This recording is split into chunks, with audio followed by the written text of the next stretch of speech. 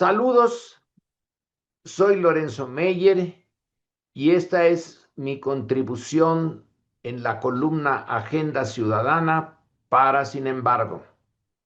La he titulado en esta ocasión con una interrogante. ¿Cambio de régimen al norte del Bravo? Es pregunta. Bueno, aquí viene el texto.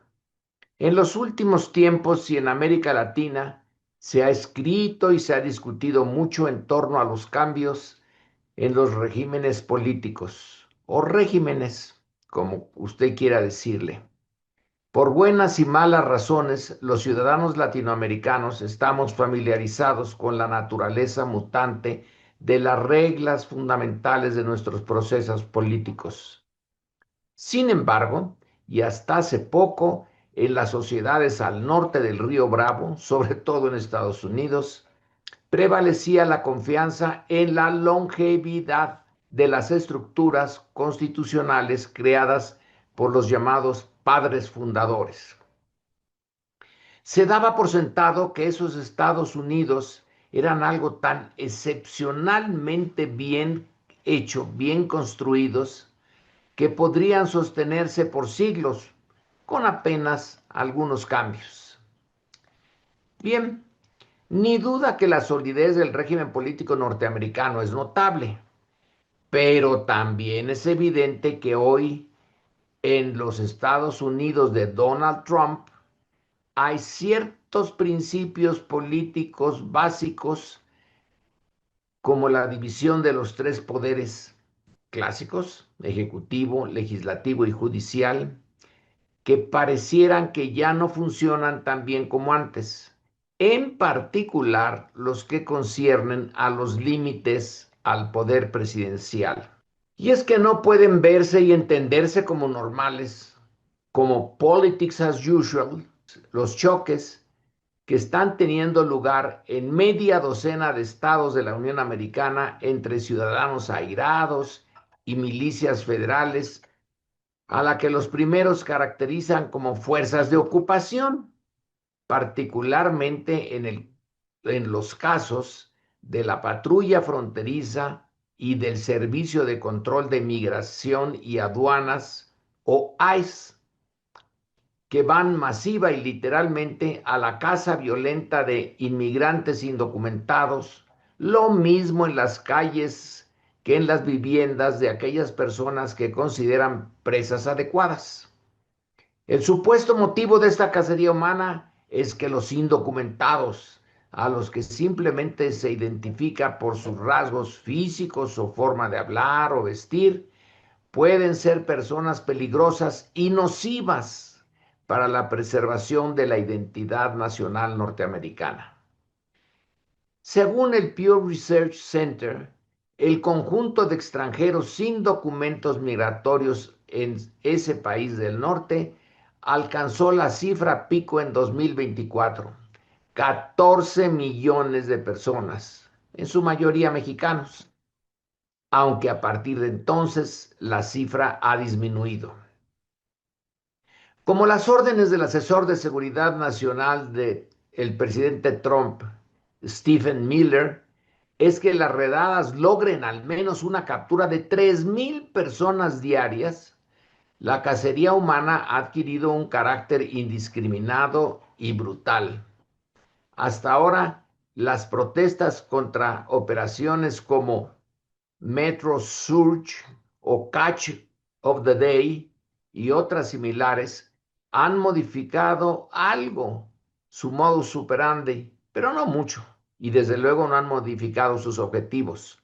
Los arrestos masivos continúan y el discurso presidencial que los legitima insiste en la bondad de su tarea, que es la salvaguarda de un supuesto y patriótico interés nacional. Los operativos de Surge, de Catch y las otras operaciones, y además de las protestas masivas, lo mismo que los discursos y los argumentos de las autoridades federales o de las locales, acusando a Trump y a las agencias de Washington de abuso de poder, son otros tantos indicadores de que hay algo muy disfuncional en el sistema político del país vecino. Ahondando en las causas de las acciones espectaculares difundidas por los medios de difusión del mundo y en el significado del discurso de los actores, resulta que en los análisis de observadores y profesionales de la ciencia política y de los académicos, uno encuentra que la discusión se está centrando no tanto en las causas de lo inmediato, sino en hipótesis que hasta no hace mucho parecían ociosas o irrelevantes. Estados Unidos, cuyo régimen político se fundó a fines del siglo XVIII, no estará hoy viviendo un proceso de cambio significativo en algunas de sus centenarias instituciones, presidencia, poder judicial, Congreso, partidos, medios de difusión, etcétera, y cambios también en sus hábitos políticos.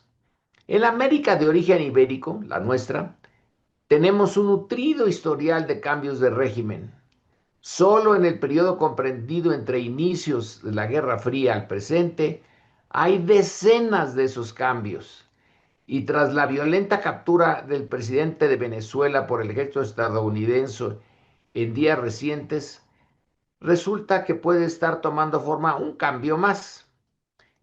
Y con el corte de los suministros de petróleo venezolano a La Habana, Washington busca lograr por fin el cambio que no ha logrado desde que intentó el desembarco de la Brigada 2506 en Bahía de Cochinos en abril de 1961. En fin, que la fragilidad de los regímenes de América Latina forma parte esencial de su historia, pero no es el caso de la América al norte del Río Bravo. ¿Qué es lo que puede cambiar? Bueno, no hay una única definición del concepto de régimen o sistema político, pero una adecuada para esta columna puede ser la siguiente: el conjunto de instituciones, reglas y valores formales e informales que efectivamente rigen la lucha por el poder dentro de un Estado. Desde esa perspectiva, el régimen es el corazón de la forma de vida de una comunidad soberana.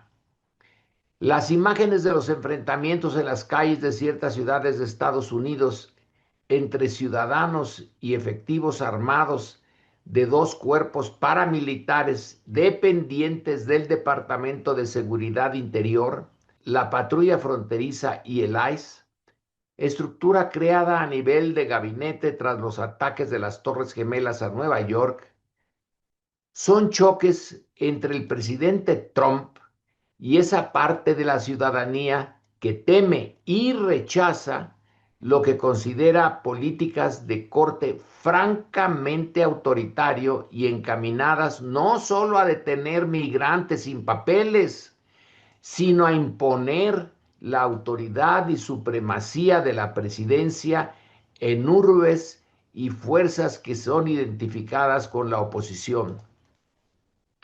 Tradicionalmente, la presidencia norteamericana no se inmiscuía en los asuntos de seguridad en las ciudades.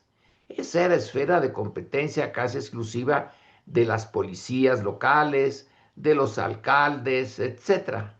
Pero ahora, sobre texto de una, y aquí lo pongo entre comillas, invasión indocumentada, Trump se ha impuesto en la geografía urbana dominada por sus adversarios con el pretexto de cumplir puntualmente con una promesa, la gran promesa de las dos campañas presidenciales: recuperar el control de las fronteras, sobre todo la del sur, desde luego, y capturar y expulsar a la mayor cantidad posible de invasores extranjeros, esto entre comillas, es decir, de trabajadores indocumentados y de sus familias.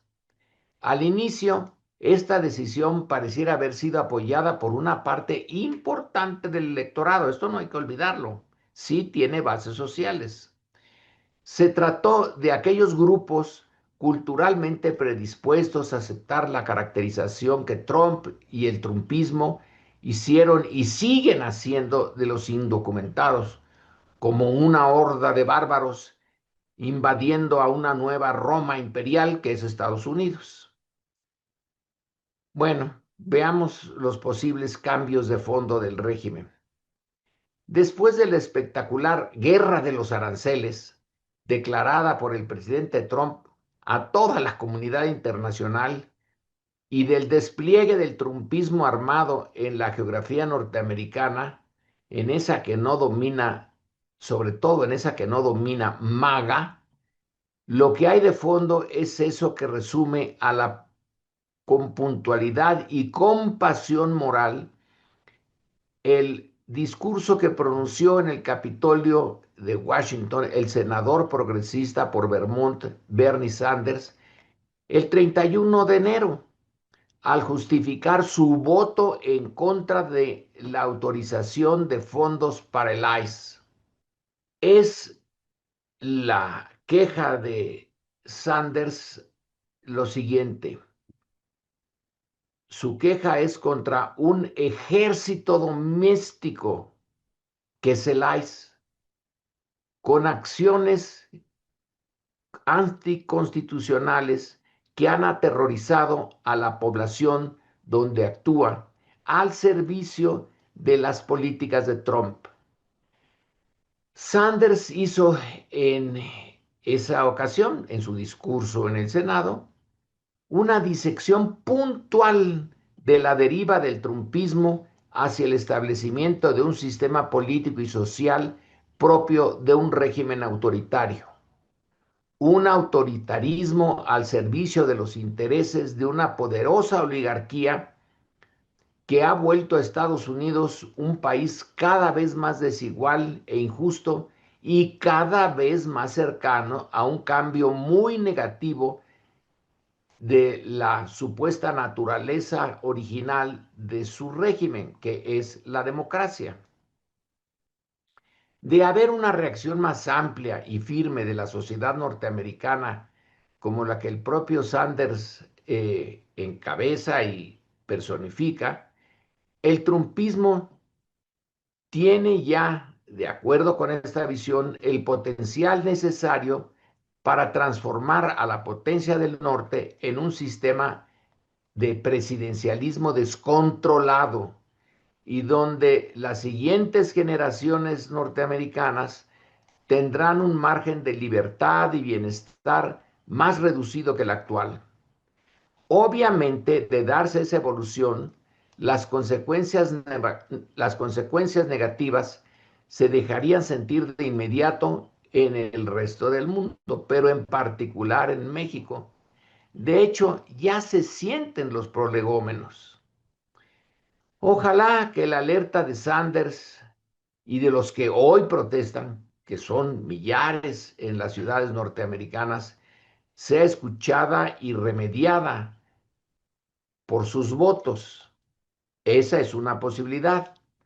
Y entonces el régimen norteamericano no habrá cambiado.